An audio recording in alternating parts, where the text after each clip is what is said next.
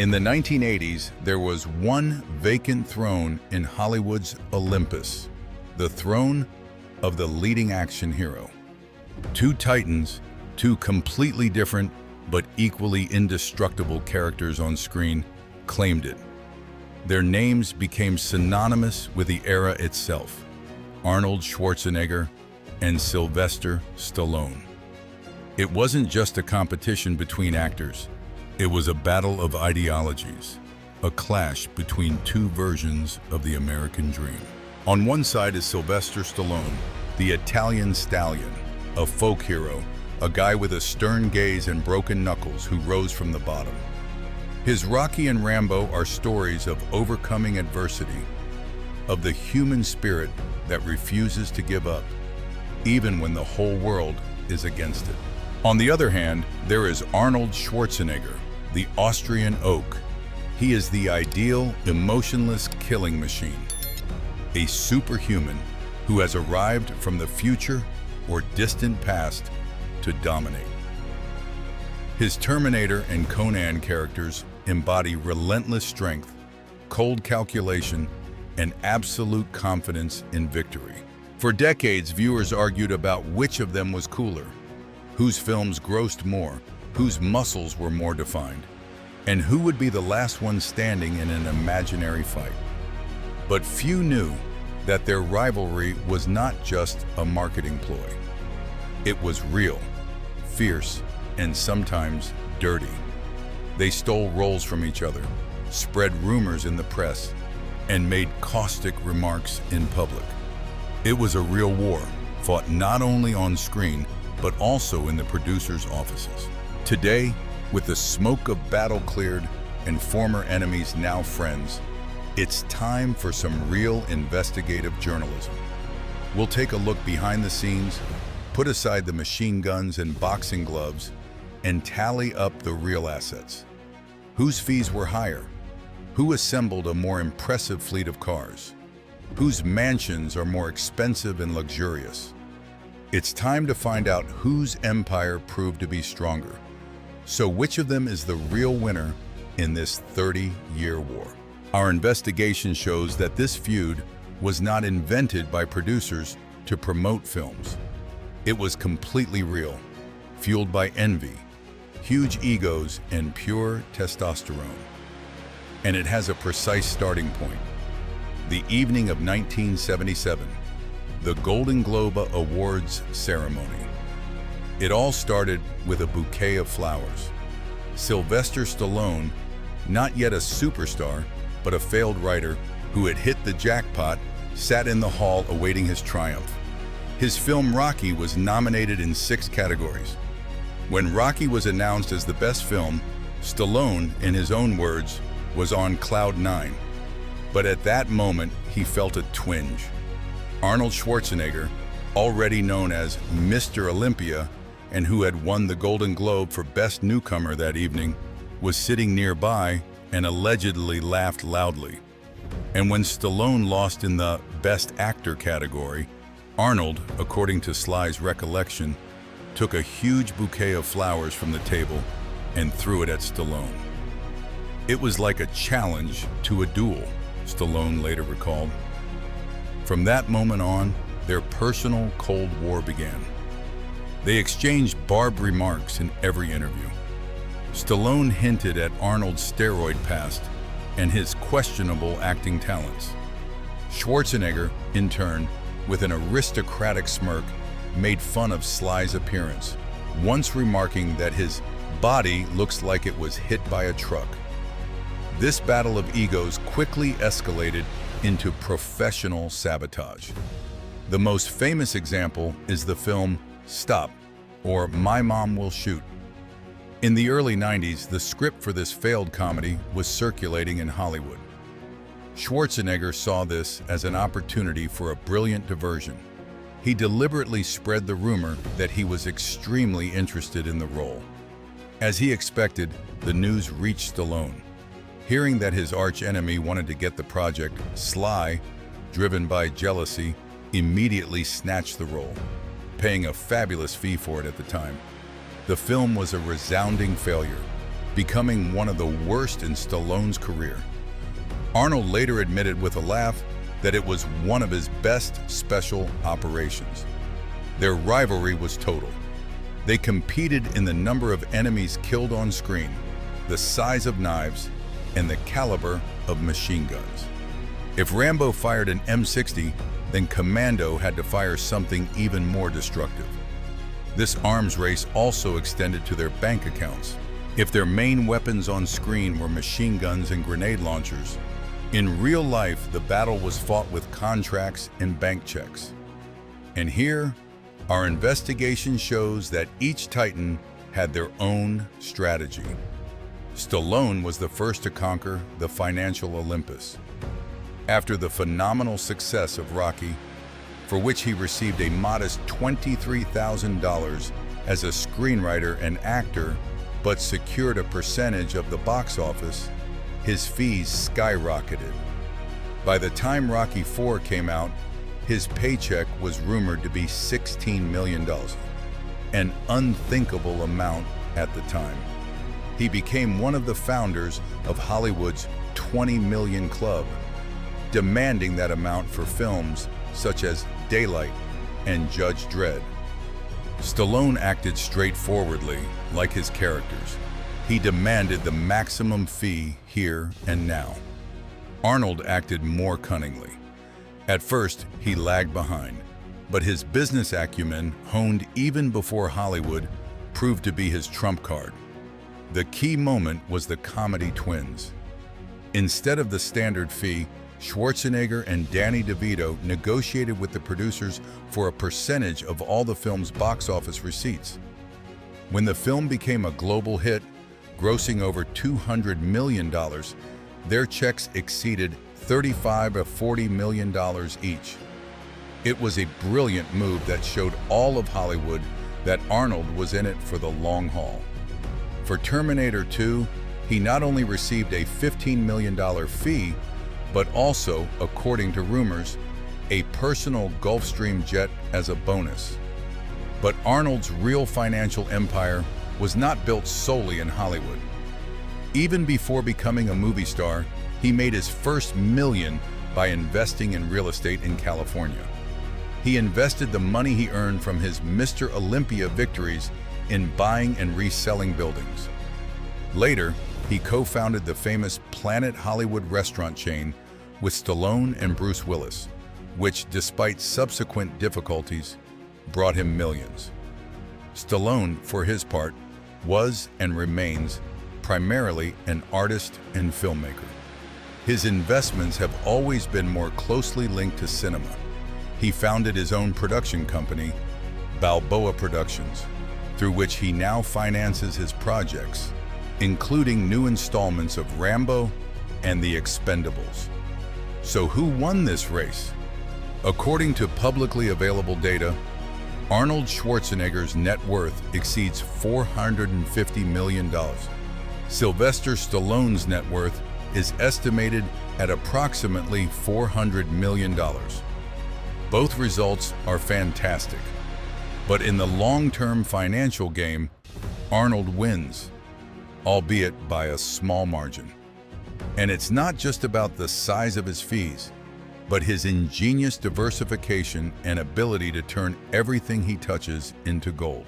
If they measured themselves by their caliber on screen, in real life, the battlefield moved to their garages. And here, our investigation shows how accurately their automotive preferences reflect their characters. These are not just collections of expensive cars, but two completely different approaches to the concept of coolness. Arnold Schwarzenegger's garage is an arsenal. For him, a car is an extension of his image. It must be big, powerful, and dominant.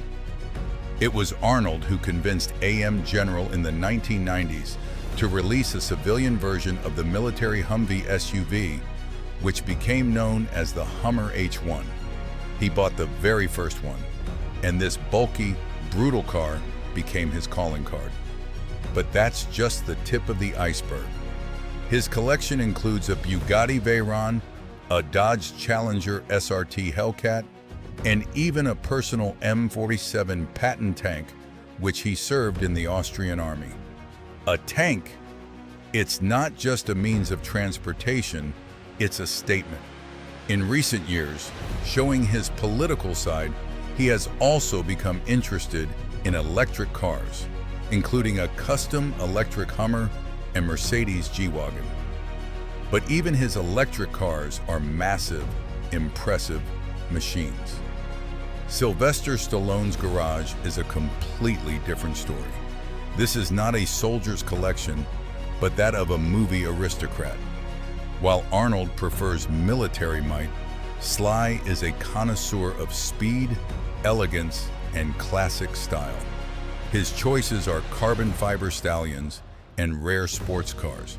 His collection has included luxurious Aston Martin DBSs, several Ferrari models, including the rare 5999 GTB Fiorano, and of course, the Bugatti Veyron, the point where their tastes intersect. But even here, the difference is noticeable. For Arnold, the Veyron is the pinnacle of engineering power, while for Sly, it is a symbol of status and design. In addition, Stallone has a passion for American muscle cars, owning several customized Ford Mustangs and Chevrolet Camaros. His garage is a tribute to speed and beauty, not brute force. So whose garage is cooler? The answer depends on what you value.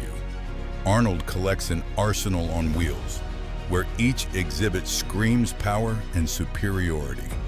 Stallone, on the other hand, collects works of art capable of reaching 300 km/h. There is no clear winner in this category.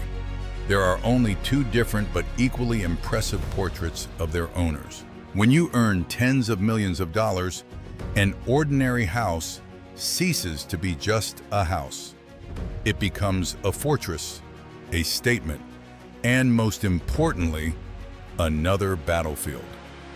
In the world of real estate, where lot sizes and number of bedrooms are as important as box office receipts, our heroes acted with the grandeur of a Hollywood blockbuster. Arnold Schwarzenegger, as always, approached the issue strategically. His main stronghold for decades has been a huge estate in the prestigious Pacific Palisades neighborhood of Los Angeles. It's not just a house, it's a real family fortress, hidden from prying eyes by thick greenery. The several-acre property features a giant mansion, a tennis court, an Olympic-sized swimming pool, and of course, a spacious gym. For Arnold, home is a quiet haven, a place where he transforms from the Terminator into a family man and businessman. In addition, he has a famous ranch in Ketchum, Idaho, a winter retreat for skiing that perfectly complements his image as a man who has conquered not only Hollywood, but also nature. Sylvester Stallone, true to his style, has always preferred not to hide his success, but to flaunt it. His main asset in recent years is a mega mansion in Beverly Park, the most exclusive and secure community in Los Angeles, where his neighbors were Denzel Washington and Eddie Murphy. This house is a real palace, the house that Rocky built. 8 bedrooms, 12 bathrooms, a professional cinema, a cigar room, and a giant guest house. It's not just a home, it's a monument to his career. And this monument has a specific price. In 2022, Stallone sold the estate to singer Adele for a staggering $58 million. Recently, Sly traded the California hills for the Florida coast, purchasing an equally luxurious complex in Palm Beach for $35 million. What do we see in the end? Both actors built themselves residences fit for kings. But while Arnold created a private, impenetrable empire for himself and his family, Stallone built palaces that were works of art in themselves and shouted about his success. In this battle of square meters and prestigious indices, it is difficult to name a winner. Both have proven that they know how to live in style. For every Terminator and Rocky, there was a Junior or Stop, or My Mom Will Shoot. Our investigation shows that even the biggest box office stars have their Achilles' heel. The road to the top was paved not only with roses, but also with the thorns of failed projects that could have cost them everything. Sylvester Stallone's career slump was deep and prolonged. After the dizzying success of the 80s, his magic seemed to begin to fade in the 90s. He desperately tried to break out of the action hero mold by starring in comedies such as the aforementioned Stop or My Mom Will Shoot and Oscar. But the public did not accept a laughing Rambo. One failure followed another. Judge Dredd, The Killers, The Driver. By the early 2000s, Stallone had practically dropped out of Hollywood's big leagues. It seemed that his time had passed, but it was then that he, like his most famous character, found the strength for one last round. In 2006, he took a risk and wrote, directed, and starred in the film Rocky Balboa.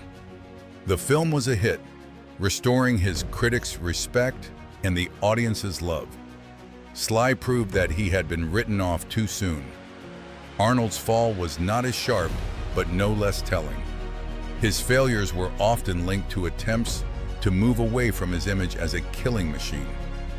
The comedies Junior and Jingle All the Way were not big hits, and the action films of the late 1990s, such as The Eraser and End of Days, did not cause the same sensation as before. But Arnold's main career slump was of his own making. In 2003, he made a move that no other actor could afford to make.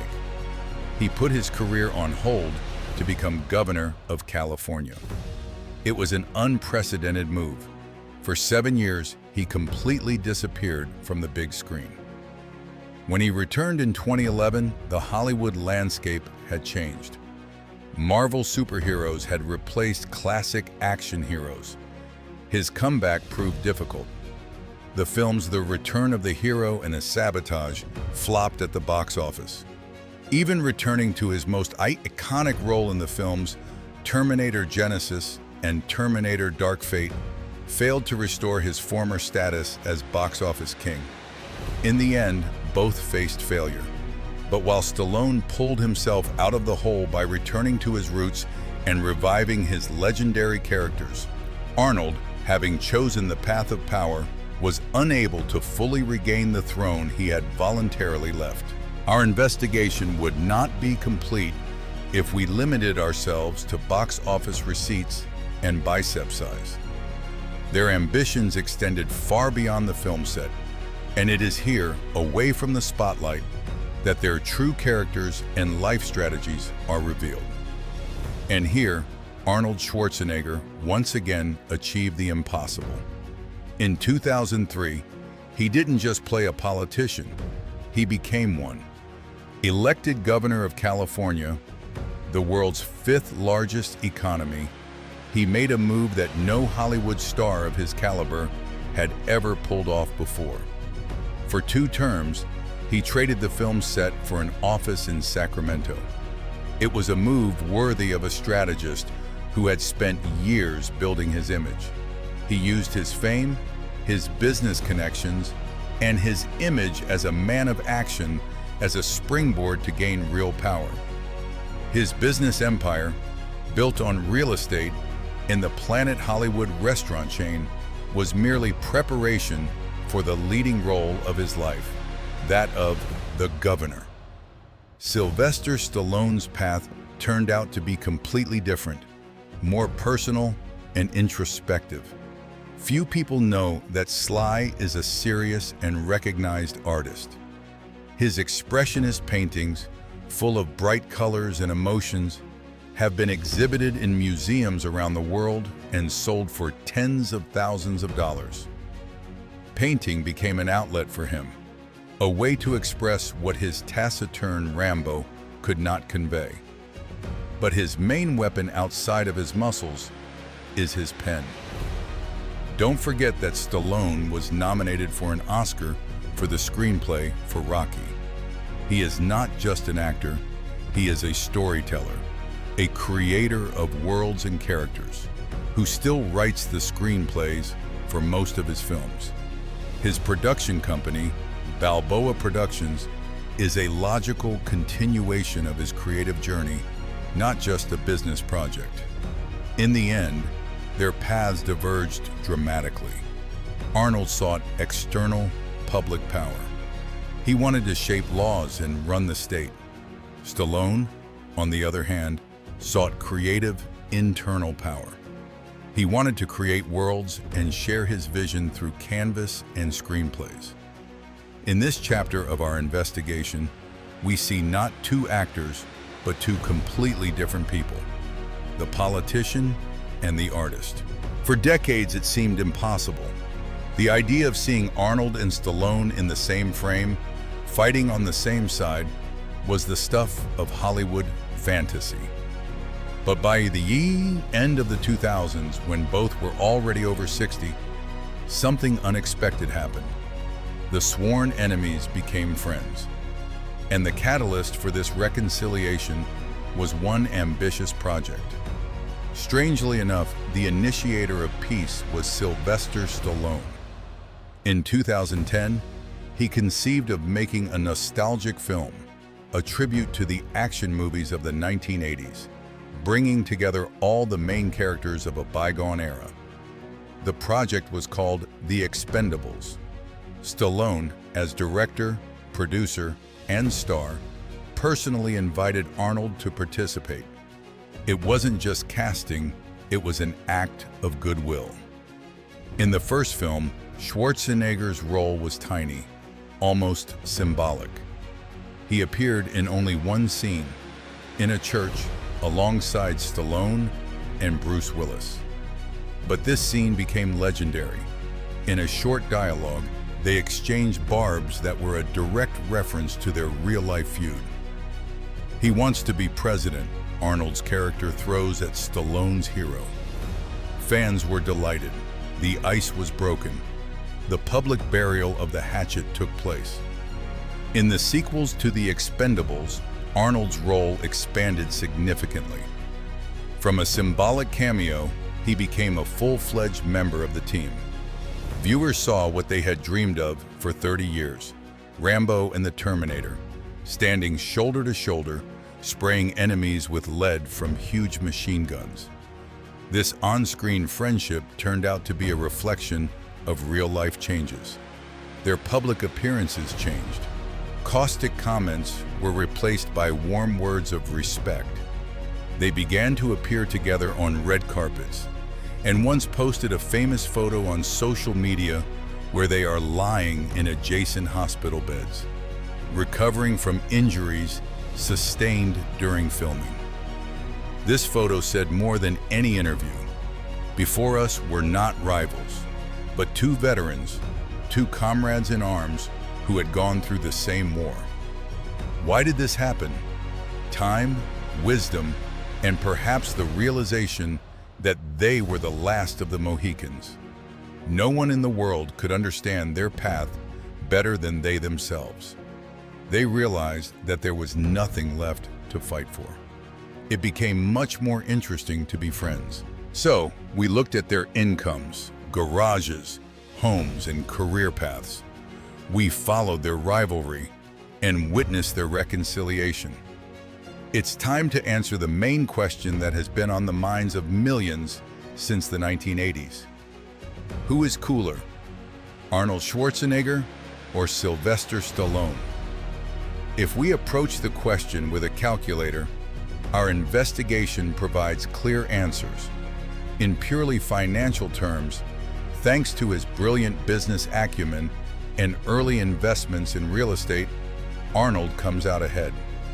In terms of style, from brutal SUVs to luxury sports cars, from family fortresses to palaces for sale, it's a tie. as their tastes reflect only different philosophies of success. In his film career, Stallone demonstrates a more dramatic story of decline and incredible comeback, while Arnold did the unthinkable, trading his Hollywood throne for the governor's chair.